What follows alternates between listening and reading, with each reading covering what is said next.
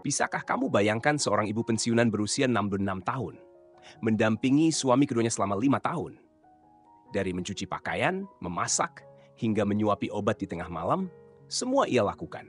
Namun, yang ia dapatkan hanyalah satu permintaan yang mengejutkan. Tolong bantu rawat kedua menantuku selama masa nifas mereka. Kalau kamu di posisinya, apa yang akan kamu lakukan? Saat kamu mengira dirimu sudah menjadi bagian dari keluarga, ternyata kamu hanya dianggap sebagai tenaga kerja paling murah. Saat kamu tulus memberi dan berkorban, tapi ternyata kamu tak pernah diperhitungkan sebagai anggota keluarga ini. Masihkah kamu mau bertahan? Dia tidak marah, tidak berteriak. Namun dengan tenang, dia membuka lembar demi lembar wajah asli manusia yang paling egois. Dengan dingin, dia mengemas barang-barangnya dan pindah keluar.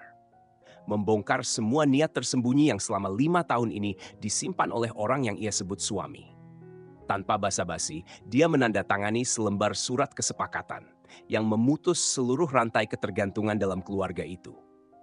Itu bukan kemarahan, itu adalah kebijaksanaan dari seorang lansia yang sudah cukup menderita. Kenapa kepergiannya membuat semua orang panik? Kenapa justru dia yang paling tenang menjadi satu-satunya orang yang mengendalikan keadaan? Dan yang paling menusuk hati adalah kalimat yang ia ucapkan sebelum pergi, seperti pisau yang mengiris hati semua orang. Terima kasih, karena telah menunjukkan siapa aku di mata kalian. Selamat datang di cahaya usia tua.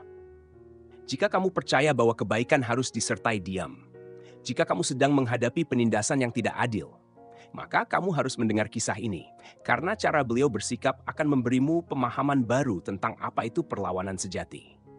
Namaku Bu Zainab. Di usia 61 tahun, aku resmi pensiun dari rumah sakit umum di Semarang, tempat aku menjadi perawat kepala.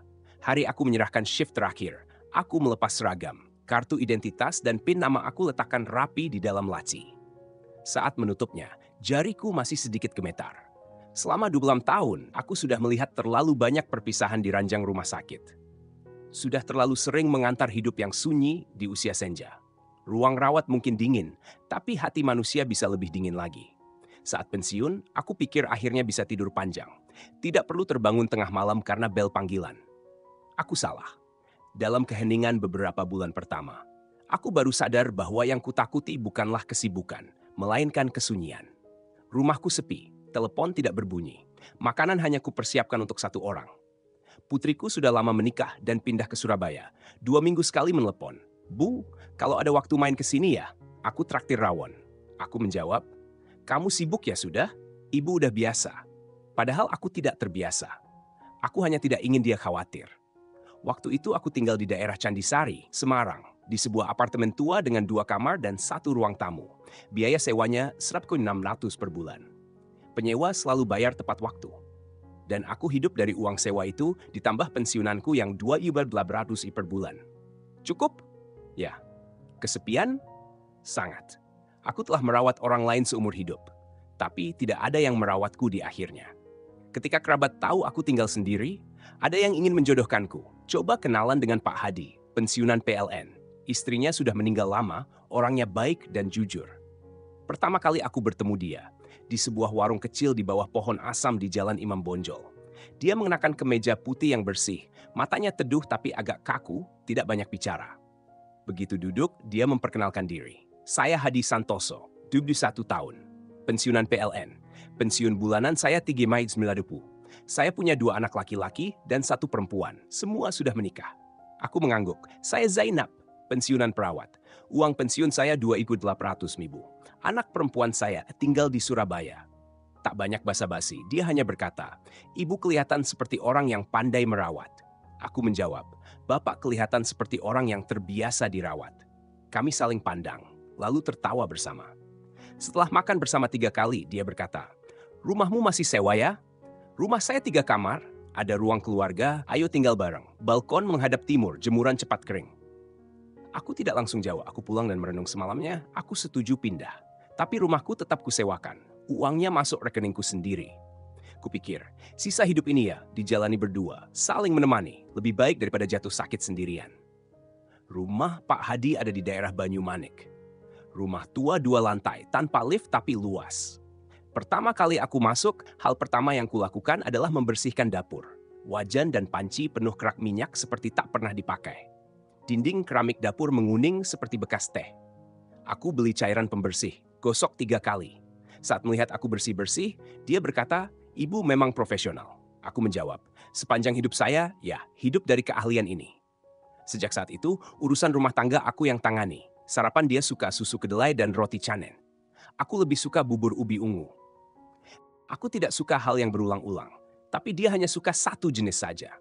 Waktu aku membeli rice cooker baru, dia berkata, "Yang lama masih bisa dipakai."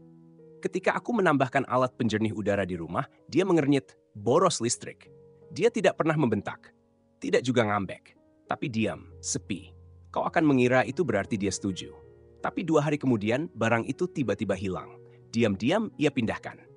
Dia tidak pernah bersikap kasar padaku, tapi juga tidak pernah benar-benar melihat aku. Awalnya aku pikir, mungkin memang begitulah cara lelaki mencintai. Tidak berkata sayang, tidak memuji, hanya menerima diam-diam.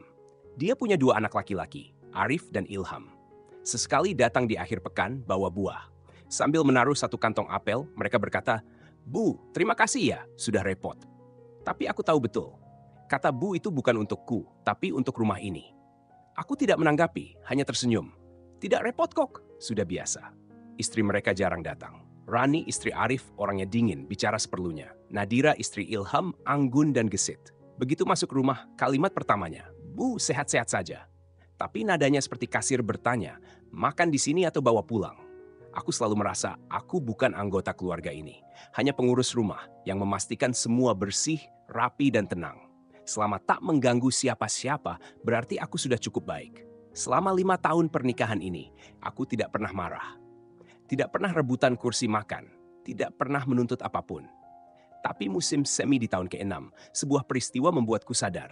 Yang aku kira ketenangan, ternyata cuma karena mereka malas ganti orang. Pagi itu aku baru mengukus ubi, baru saja meletakkan ke dalam mangkuk keramik kecil yang paling ia suka. Belum duduk, dia sudah melipat koran dan berkata, "Zainab, mulai bulan depan, Rani dan Nadira mau tinggal di sini selama masa nifas." Aku tertegun, kupikir aku salah dengar. "Apa?" Dia tidak mengangkat kepala. "Mereka berdua hamil. Jadwal melahirkannya beda 2 minggu. Biaya perawatan nifas di luar mahal, jadi lebih baik di rumah. Kamar di sini cukup, bisa gantian." Aku belum sempat menjawab. Dia sudah mengambil 1 potong ubi, lalu melanjutkan. 1 bulan biaya perawat itu 6 juta. 2 orangnya 12 juta. Kita tak sanggup. Mereka pun tidak. Jadi, "Tapi, kamu sudah tanya aku belum?" Aku menatapnya. "Kamu kan paling bisa merawat orang. Dulu kamu pernah rawat 2 pasien ibu melahirkan di rumah sakit. Masa rawat aku saja kamu tidak sanggup?" Aku hampir tersedak. Kamu tahu, masa nifas itu bukan cuma masak. Itu cuci baju bayi, bangun tengah malam buat susu, bersihin botol, mandiin bayi. Kamu minta aku, perempuan 66 tahun, sendirian rawat 2 ibu dan 2 bayi? Akhirnya dia meletakkan sumpit. Nada suaranya mulai keras. "Hanya sebulan saja. Kamu tidak keluar uang, ya kamu yang kerja lebih, wajar kan? Jangan selalu alasan pakai umur. Apa sih yang tidak bisa kamu tanggung?" Kata-katanya lebih menyakitkan dari ubi panas dalam mangkuk itu. Aku tidak menjawab. Bukan karena tidak tahu harus berkata apa, tapi karena tahu kalau aku bicara, suaraku pasti gemetar.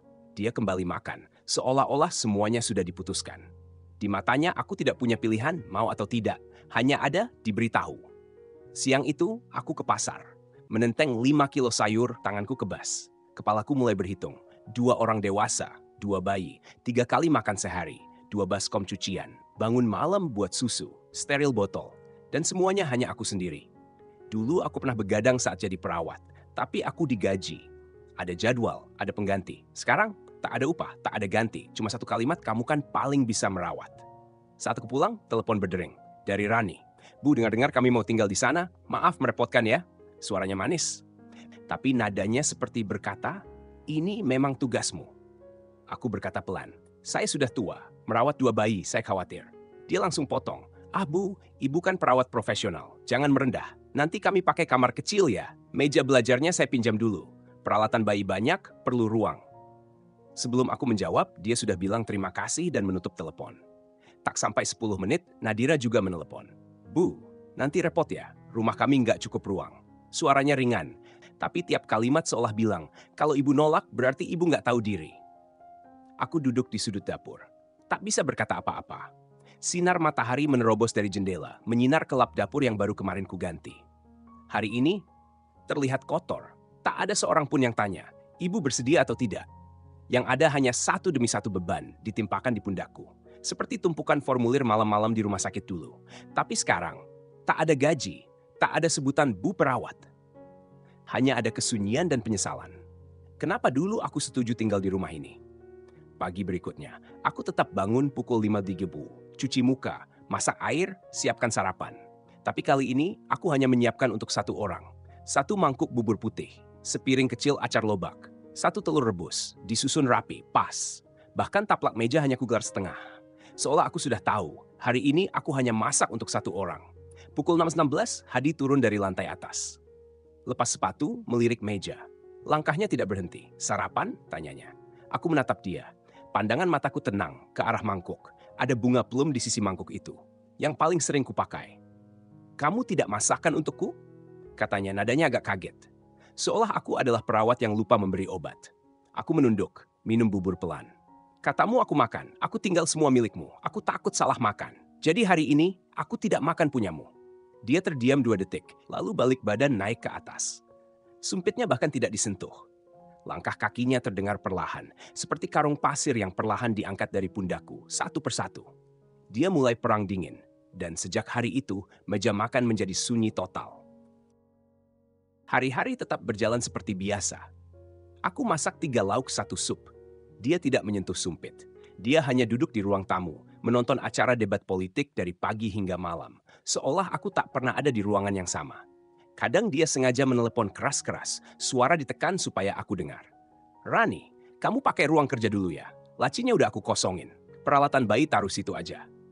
Dari dapur, aku dengar semua dengan jelas. Suara pisau menebas talenan, nyaring, kering, lebih bising dari diamku sendiri. Malamnya dia berjalan ke kamar belakang, kamarku, dan menarik keluar meja tulis kecilku. Tempat tidur bayi butuh ruang. Meja ini jarang kamu pakai. Pindah aja ya. Aku berdiri di ambang pintu. Melihat dia melilit kabel, mencabut colokan. Meja itu kubeli sendiri. Kupakai menulis catatan medis selama 10 tahun. Tanganku mengepal. Tapi aku hanya berkata pelan. Meja itu sering aku pakai. Dia menjawab tanpa menoleh. Kalau bisa dipakai orang lain, ya lebih berguna. Aku mengangguk pelan. Tidak bicara lagi. Aku tahu kalau aku lanjut bicara, mungkin suara akan pecah. Hari berikutnya, telepon berbunyi. Rani, Bu, kami katanya minggu depan pindah ya. Maaf repot-repot. Suaranya manis, tapi nadanya seperti menetapkan keputusan. Aku mencoba menjelaskan. Saya sudah tua, takutnya tak kuat rawat 2 bayi. Tapi dia langsung memotong. Ah Bu, ibu kan mantan perawat. Kami percaya banget sama ibu. Kamar kecil itu, kami pakai dulu ya. Peralatan bayi banyak, perlu ruang. Aku belum sempat jawab, dia sudah menutup telepon. Tak lama kemudian, Nadira menelepon juga. Bu, nanti tolong repot ya. Rumah kami sempit, nggak bisa tampung. Kalau di rumah bapak lebih nyaman. Suaranya ringan. Tapi tiap kalimat seperti berkata, kalau ibu menolak, berarti ibu tak tahu diri. Aku duduk di sudut dapur.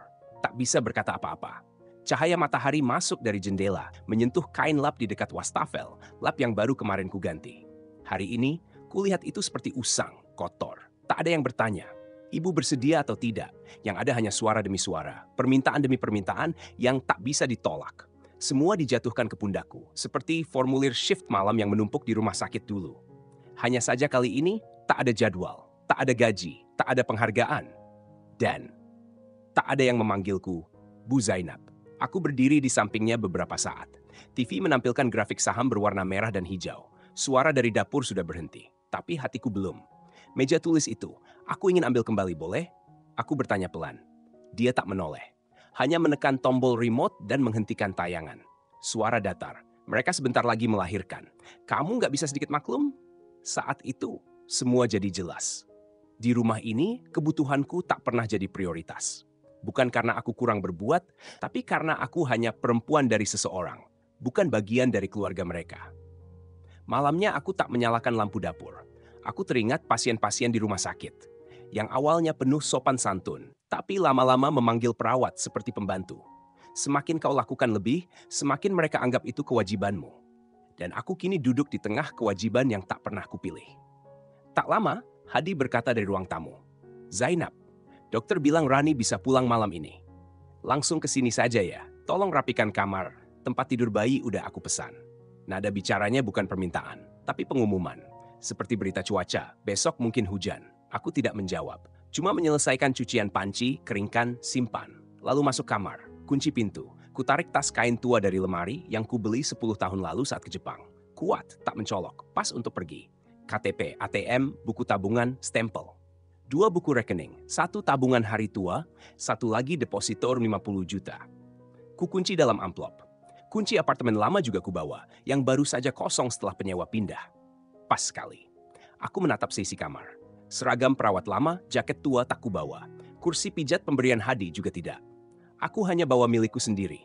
Catatan kerja, kartu ucapan dari Iru waktu kecil, lampu meja keramik, dan tanaman kecil yang kutanam sendiri selama 5 tahun ini.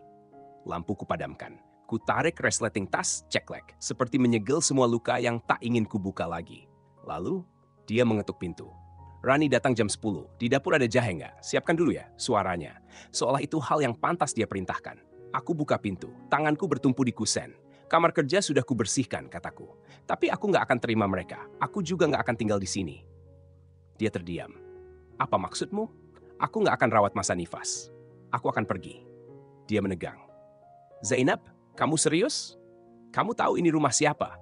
Kamu lupa, selama ini kamu makan di sini, tinggal di sini? Aku potong. Aku tinggal di rumahmu. Tapi aku yang masak, bersih-bersih, rawat kamu dengan darah tinggi, bangun jam 5 tiap pagi. Kamu tidak pernah kasih aku sepeser pun. Nama rumah ini pun tak ada namaku. Dia terdiam. Aku masuk kamar, angkat tas, berat, tapi sangat kukenal. Aku bukan siapa-siapa di rumah ini. Aku adalah Bu Zainab. Aku milik diriku sendiri. Aku berjalan melewati ruang tamu. Dia berdiri di dekat rak sepatu. Dia mencoba menghalangi. Aku menghindar. Pintu kubuka. Lampu tangga menyala otomatis. Redup tapi hangat. Kamu mau pergi begitu saja? Tempat tidur bayi udah datang. Aku menoleh. Untuk pertama kalinya dalam 5 tahun, kulihat wajahnya. Panik, kacau, kalah. Berikan ke cucumu. Aku tak membutuhkannya. Aku turun tangga langkah demi langkah. Seperti 5 tahun lalu saat aku masuk ke rumah ini tanpa membawa apa-apa. Tapi kali ini, aku membawa semua yang milikku. Bahkan hatiku. Angin di Surabaya berbeda. Saat turun dari kereta cepat, aku melihat Iru berdiri di balik kerumunan. Kaos sederhana, wajah cemas. Dia melambaikan tangan. Matanya merah. Aku tidak menangis. Dia juga tidak. Bu, lapar nggak? Aku beli bubur bandeng hangat. Dia menyerahkan termos. Kami berjalan pelan ke parkiran, tak banyak kata. Di sepanjang jalan, dia terus melihatku, memastikan tasku tidak berat. Aku pura-pura ringan. Biar dia tidak khawatir. Sampai rumahnya, 2 kamar, 1 ruang tamu, balkon kecil, tempat pasir kucing, tapi tak ada kucing. Itu punya tetangga Bu, suka titip di sini. Dia buka pintu kamar. Bu, kasurnya baru. Lemari udah aku kosongin 2 rak. Pelan-pelan aja taruh barangnya ya. Setelah berkata begitu, Iru pergi ke dapur.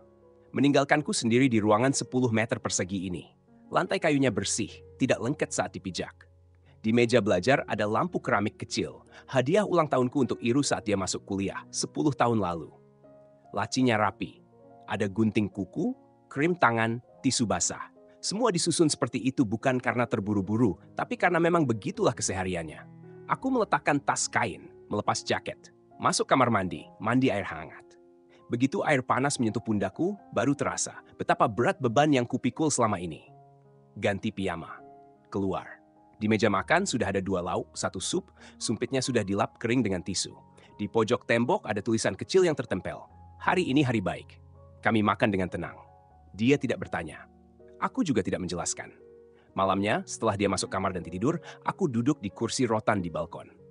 Melihat bulan muncul perlahan dari celah ranting. Tak ada suara batuk, tak ada TV, tak ada panggilan telepon, hanya angin, ringan. Seperti ada yang membelai telingaku dengan lembut. Malam itu aku tidur nyenyak. Keesokan paginya, aku keluar ke taman berjalan pelan. Pulangnya aku membeli 3 tomat dan sebungkus sayur kangkung. Kucoba menawar ke pedagang. Ibu penjual tersenyum. Ibu bukan orang sini ya? Baru pindah, jawabku sambil tersenyum. Tapi akan tinggal agak lama. Sorenya, aku ke balai warga. Daftar kursus cat air dan klub baca. Setiap Senin dan Rabu sore. Saat daftar hanya tersisa 2 tempat duduk. Aku bilang, saya tak harus duduk depan biar yang lain saja. Guru menoleh. Suara ibu lembut sekali. Aku mengangguk. Penyakit lama, Bu. Dulu perawat. Malamnya aku menulis. Sudah lama sekali. Kubuka buku catatan berkulit tebal yang selama ini kusimpan. Di halaman pertama kutulis, akhirnya aku mendengar suaraku sendiri lagi. Aku bukan lagi penyangga siapapun. Bukan pelapis meja makan, bukan cadangan perawat nifas. Aku hanya Bu Zainab. Dan setiap tarikan nafasku hanya untuk diriku sendiri. Aku ingat, tahun kedua tinggal di rumah Hadi. Pernah sekali aku duduk di balkon menjemur pakaian. Lalu bertanya santai, kalau suatu saat ada apa-apa, rumah ini gimana? Dia sedang mengepel, tak menoleh. Gimana? Rumah ini atas nama kamu semua ya? Nada bicaraku ringan, hanya ingin mengobrol. Tapi dia berhenti beberapa detik. Iya atas namaku. Aku mengangguk, pernah terpikir buat tambahkan namaku. Dia menatapku, pel mopnya berhenti. Maksudmu? Kita kan suami istri. Secara hukum juga. Tambahkan nama pasangan kan wajar? Wajahnya mulai menegang, tapi suaranya tetap tenang. Rumah ini kubeli 20 tahun lalu. Bayar cicilan sambil besarin 2 anak. Zainab, aku nggak pernah perlakukan kamu buruk. Tapi rumah ini ya, buat anak-anakku nanti. Hari itu aku tidak lanjut bicara. Tapi kata-katanya, aku tidak pernah perlakukan kamu buruk. Bukan kalimat kasih. Itu kalimat hitung-hitungan. Aku tinggal 5 tahun di rumah itu. Tak minta sepeser. Tak diberi sepeser. Tapi saat menyebut rumah, aku ditanya balik. Kamu pikir kamu mau minta warisan? Sejak hari itu, definisiku tentang rumah berubah. Rumah yang tidak mencantumkan namaku bukan rumahku. Bukan karena aku ingin harta, tapi karena aku ingin tahu. Dalam hubungan ini, aku punya bobot pengakuan atau tidak. 2 tahun setelah kejadian itu, aku tetap pertahankan rekeningku sendiri. Selalu masukkan uang pensiun dan uang sewa ke situ. Tak pernah kubiarkan dia pegang. Sampai tahun lalu saat aku ke bank untuk mengatur auto debit listrik, ternyata saldonya berkurang 10 juta. Bank bilang, penarikan manual 2 bulan lalu. Aku lacak, hari itu aku dan dia ke pasar. Dia bilang mau ke ATM, katanya mau beli barang elektronik. Aku pulang, menelepon dia, Hadi, kamu pakai rekeningku ya waktu itu? Dia pura-pura bingung. Hah, yang mana? Akhiran 3278.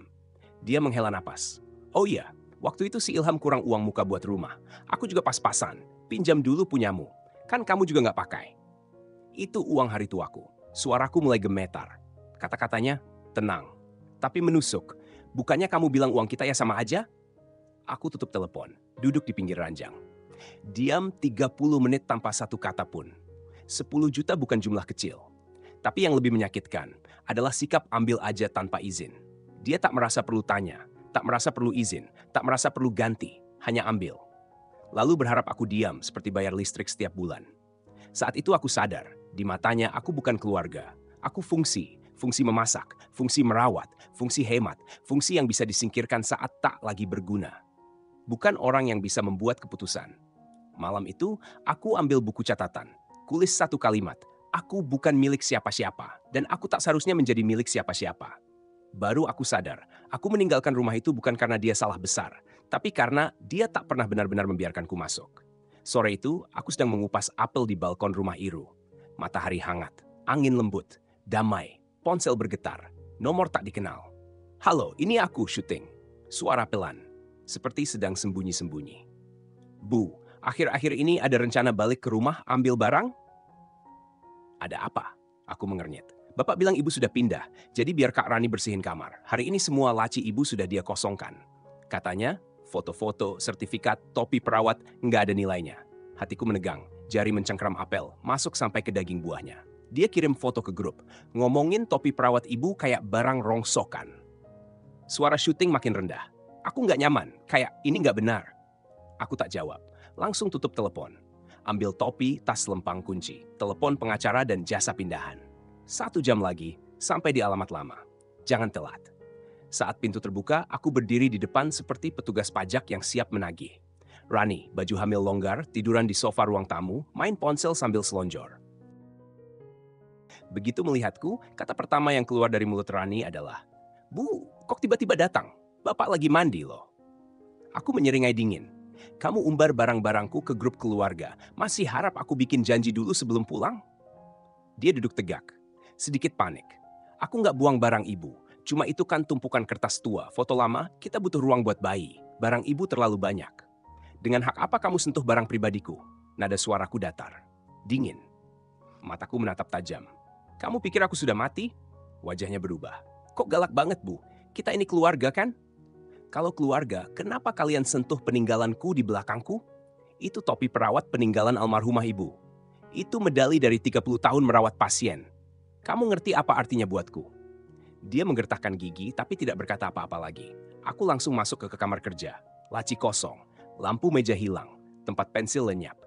Sticky note di dinding dicabut semua. Bahkan kursiku diganti jadi kursi menyusui. Aku kasih kalian waktu buat punya anak. Tapi aku tak pernah bilang kalian boleh renovasi ruanganku. Bapak bilang ibu nggak akan balik lagi. Rumah ini memang atas nama bapakmu. Tapi semua barang di ruangan itu atas nama Bu Zainab. Saat itu Hadi keluar dari kamar mandi. Pakai kaos singlet, rambut masih basah. Zainab, kamu pulang buat apa? Tanya aku kenapa. Aku angkat ponsel. Buka halaman mutasi rekening. 10 juta di rekeningku raib. Kamu pakai untuk anakmu beli mobil. Aku belum sempat hitung itu. Sekarang, istrimu bahkan ingin buang abu jenazahku sebelum aku mati. Dia mengerutkan dahi. Kamu terlalu lebay. Baik, aku akan langsung. Hari ini aku datang untuk 2 hal. 1, ambil semua barang milikku. 2, ambil kembali harga diriku. Jangan keterlaluan Zainab. Kamu tinggal di sini bertahun-tahun makan minum dari aku. Sekali aku ngomong dikit, langsung ngamuk. Makan dari kamu? Selama 5 tahun jadi istrimu, aku nggak pernah terima sepeser uang belanja. Aku yang masak, bersih-bersih, cuci baju, antar berobat, bahkan jadi perawat nifas gratis. Sekarang istrimu usir aku, hina fotoku barang rongsokan, dan kamu diam saja? Aku menoleh ke pengacaraku. Silakan mulai daftarkan barang. Dia buka map, mengeluarkan daftar, rice cooker, buku catatan, sertifikat perawat, radio, termos, kaleng teh, rak pot tanaman, lampu balkon, semua dicatat. Rani berdiri. Kalau kamu bawa semua itu, gimana kami rawat bayi nanti? Aku mencibir. Suamimu punya anak banyak, menantu banyak, cucu juga banyak. Sayang, gak ada satupun yang punya hati. Kalau perlu dirawat, suruh ibumu datang. Wajah Hadi memerah, seperti pemanas air yang mendidih tanpa suara. Aku tambah 1 kalimat. Kamu pernah bilang aku makan dari kamu. Baik, hari ini semua yang kubawa saat masuk ke rumah ini akan kubawa pulang. Mari kita lihat, setelah aku pergi, rumahmu tinggal sisa apa? Aku berbalik. Pindahkan semua. Tim pindahan masuk. Cekatan. Barang langsung dikemas dan diangkut. Tanpa banyak suara, tanpa banyak jeda. Sebelum keluar rumah, aku berdiri di pintu. Aku tidak bawa sebutir batu pun dari rumah ini. Yang kubawa hanya diriku sendiri. Nikmati rumah kosong ini sepuasnya. Yang kutinggalkan hanyalah angin dingin. Prak! Pintu tertutup. Aku menuruni tangga pelan. Setiap langkah terasa seperti menginjak 5 tahun kesunyian yang dulu kutelan. Kini kuhancurkan dan kutanam dalam-dalam. Pagi berikutnya, aku bertemu pengacara di kantor mediasi. Tanganku membawa surat bukti. Di bahu, tergantung lampu meja yang dulu dia pikir bisa dibuang. Aku berdiri tegak, seperti janda yang datang untuk menyelesaikan urusan terakhir. Tenang, tidak gemetar, tidak malu. Hadi terlambat 15 menit. Masuk ruangan, kalimat pertama, janganlah dibikin serumit ini. Kita selesaikan baik-baik. Aku menatap dia, tak menjawab. Hari itu dia pakai kemeja panjang lengan, sepatu pantofel disemir mengilap. Tapi matanya tak pernah kulihat selama 5 tahun ini, begitu asing. Mediator mulai, Bapak Hadi, Ibu Zainab, hari ini kita bertemu untuk menyelesaikan persoalan rumah tangga dan properti. Aku angkat tangan. Saya bukan datang untuk berdamai. Saya datang minta cerai. Saya bawa bukti dan pengacara. Wajah Hadi tegang. Harus sampai sejauh ini? Bukan aku yang mulai. Tapi kamu yang tidak tahu kapan berhenti. Aku meletakkan semuanya di meja. Bukti transfer, tagihan listrik, foto, tangkapan layar percakapan. Aku tak pernah minta nama di rumahmu. Tapi kamu bahkan tak pernah beri aku martabat. 5 tahun aku masak, cuci, merawat. Tapi istrimu membuka laci, menghina foto lamaku. Dan kamu hanya berdiri di sebelahnya, melihat. Dia bergumam pelan. Itu dia cuma emosi? Emosi, aku balas tajam. Kamu pakai 10 juta dari uang pensiunku buat anakmu beli mobil. Kamu pikir itu juga cuma emosi? Atau kamu pikir aku ini rekening listrik yang bisa kamu tarik seenaknya?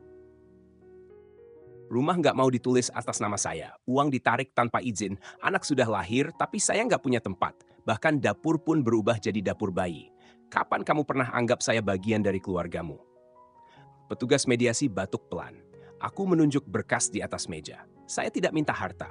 Saya hanya minta cerai. Dan tertulis jelas, 10 juta dikembalikan. Barang pribadi telah dikembalikan, tidak saling mengganggu satu sama lain. Hadi terdiam lama. Wajahnya berubah warna, hijau lalu merah. Akhirnya dia hanya bisa berkata, mulai sekarang kamu jangan cari saya lagi. Aku menjawab pelan tapi tegas. Hadi, satu-satunya hal yang pasti dalam hidupku sekarang ini adalah aku, Zainab, tidak akan pernah mencarimu lagi, bahkan sampai mati. Akhirnya dia tanda tangan. Gerakannya kaku, ujung pena ditekan keras. Pengacaraku menyerahkan salinan kedua. Aku juga tanda tangan. Saat dua nama muncul di kertas yang sama, aku merasa dada ini luar biasa ringan. Keluar dari ruang mediasi, aku menoleh sekali lagi ke ruangan terang itu. Medan perang 5 tahun rumah tangga. Hari ini akhirnya diberi segel dan titik akhir. Begitu melangkah keluar, matahari menyinari pundakku. Sedikit silau. Aku menyipitkan mata dan tersenyum. Bagi sebagian orang, perceraian adalah tanda kegagalan. Tapi bagiku, ini adalah putaran paling bermartabat dalam hidupku. Aku masuk ke kafe kecil di seberang jalan, memesan secangkir kopi americano panas dan sepotong kue. Dua nenek di meja sebelah sedang bicara soal cucu mereka ke dokter gigi. Aku bersandar ke kursi, ponsel menyala. Satu pesan dari Iru. "Sudah tanda tangan? Selamat datang kembali, Bu." Aku balas, "Sudah."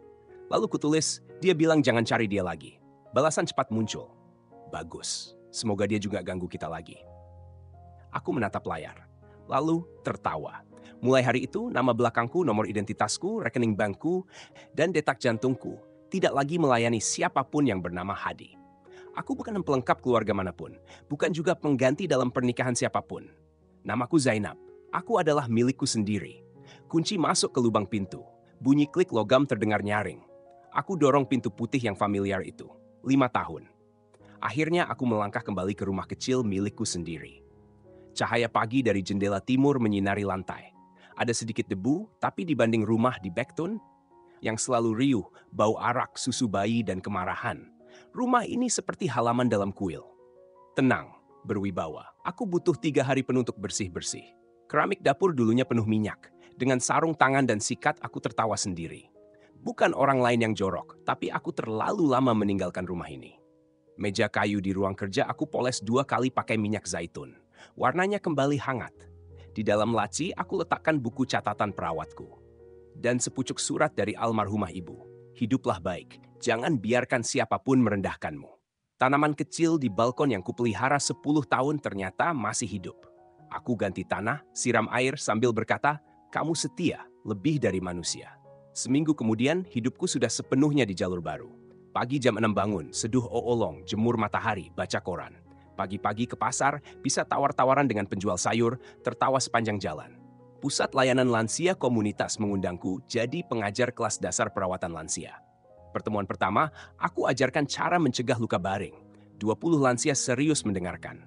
Seorang nenek menggenggam tanganku. Ibu menjelaskannya lebih jelas dari dokter. Aku tersenyum. Dulu saya perawat, lalu sempat jadi pengasuh gratis. Sekarang, saya bisa jadi diri sendiri. Tetangga buka kafe seni kecil, minta aku ajarkan sulam. Aku tak mahir, tapi belajar cepat. Beberapa minggu kemudian, aku menjahit tas tangan. Di atasnya aku sulam 4 huruf, "Aku di sini." Akhir pekan, Iru dan suaminya datang makan. Aku masak bihun talas dan telur dadar daun ketumbar, menu favorit mereka. Selesai makan, dia melihat-lihat rumahku, lalu berkata, "Bu, rumah ini mirip rumah pensiun impian ya?" Aku tertawa. "Bukan rumah pensiun. Ini kehidupan cadangan." Maksudnya? Dulu aku pikir masa tua itu tinggal menunggu dijemput. Ternyata yang paling nyaman adalah masa tua yang bisa kau kendalikan sendiri. Malam itu, aku buka kembali surat mediasi. Kutatap setiap kata. Di halaman terakhir, kutulis dengan tanganku. Barang kembali ke pemilik. Pemilik kembali pada dirinya sendiri. Aku tidak keluar dari rumah Hadi karena luka, tapi karena aku ingin mengambil alih hidupku kembali. Mereka kira aku tak bersuara, tak punya keturunan, tak ada tempat pergi. Tapi aku punya aku sendiri. Suatu siang di balkon, aku mendengarkan siaran radio. Penyiar berkata, masa tua seorang wanita seringkali bukan dihancurkan oleh siapa, tapi karena dia lupa siapa dirinya. Aku mengangguk lalu menulis di buku, aku bukan menantu, bukan pembantu, bukan alat rumah tangga. Namaku Zainab. Lalu kutambah satu kalimat, bulan nifas termahal di dunia, bukan soal uang, tapi hati nurani yang tak bisa dipuaskan. Aku merindukan masa lalu, tapi aku tidak akan kembali ke sana. Aku pernah mencoba masuk ke dunia yang tak menerima keberadaanku. Pernah berpikir kebaikan bisa ditukar dengan rasa hormat. Tapi kenyataannya, kebaikan tanpa batas hanya membuatmu lemah. Pengertian tanpa batas hanya membuatmu dimanfaatkan. Sekarang, aku duduk di meja kerja milikku sendiri, minum teh buatanku sendiri, pakai gelas pilihanku sendiri, melihat langit berubah dari jendela milikku sendiri. Tak ada yang menyuruhku membuat susu, tak ada yang protes masakanku, tak ada yang buka laci dan mengacak masa laluku. Rumahku kecil, Tapi kuncinya baru, gordennya pilihanku, kulkasnya berisi makanan sesuai seleraku. Akhirnya, aku pulang, bukan ke lokasi, tapi ke dalam diriku sendiri. Jika kamu membaca sampai sini, kamu pikir bagaimana keputusan Zainab? Ada yang mungkin bilang dia terlalu keras, tapi dia bukan sedang ngambek, bukan juga ingin menang. Dia hanya tahu satu hal, di usia berapapun, setiap orang berhak memilih harga diri dan kebebasan. Bila kamu punya cerita serupa, pernah juga ingin keluar dari tekanan tapi tak bisa, tinggalkan komentarmu. Dan jangan lupa subscribe Cahaya Usia Tua. Jika kisah ini menginspirasi, bagikan ke mereka yang butuh. Biar makin banyak yang tahu. Di usia senja, kita tetap bisa punya hak untuk berkata tidak. Dan hidup menurut pilihan sendiri.